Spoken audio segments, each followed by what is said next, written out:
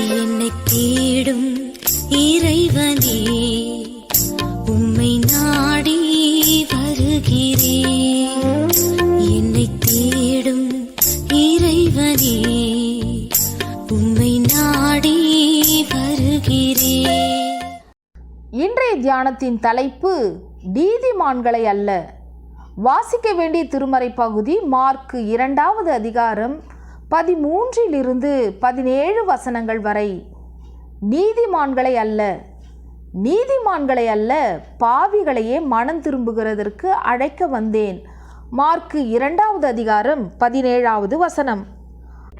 அழைக்கிறார், அழைக்கிறார், இதோ நீயும் வா, உந்த நேசர் ஆவலாய் அழைக்கிறார் என்ற பாடலை பல முறை பாடி மகிழ்ந்திருக்கிறோம்.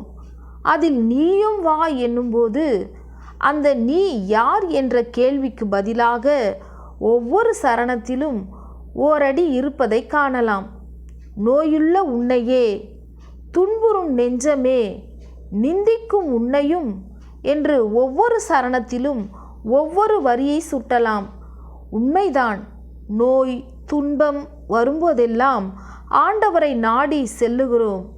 ஆனால் இயேசு முக்கியமாக மனம் திரும்ப வேண்டிய அவசியத்தில் உள்ள பாவிகளை மனம் திரும்புவதற்காகவே அழைக்கிறார்.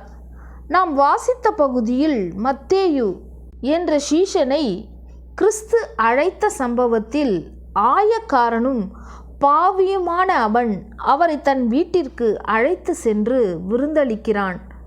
அவன் தன் நண்பர்களான மற்ற ஆயக்காரரையும் அழைத்தான்.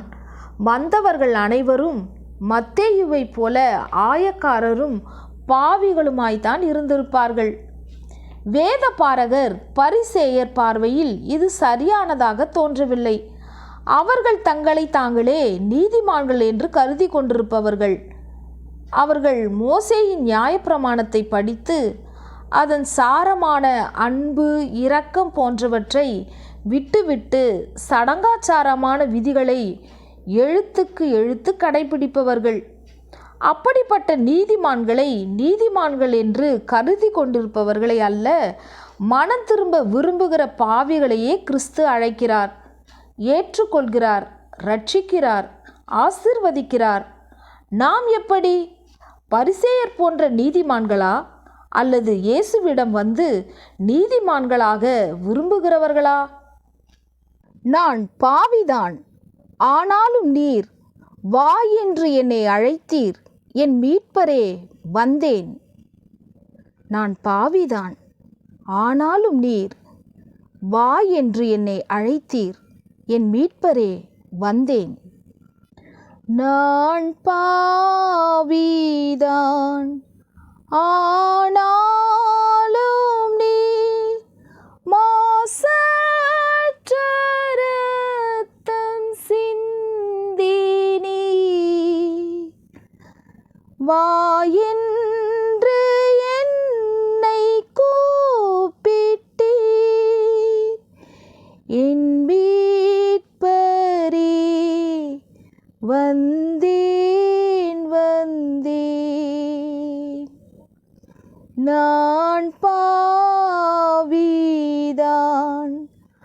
ஆனாலும் நீர் மாசற்ற இரத்தம் சிந்தி நீர் வா என்று என்னை கூப்பிட்டீர், என் மீட்பரே வந்தேன் வந்தேன். ஜெபம். அப்பா பிதாவே, பாவியாகிய என்னையும் நேசிக்கிறீர், ஏற்றுக்கொள்வீர் என்பதனை அறிந்து நன்றி சொல்கிறேன். அப்பா, என்னையும் ஏற்றுக்கொள்ளும். ஆமேன்.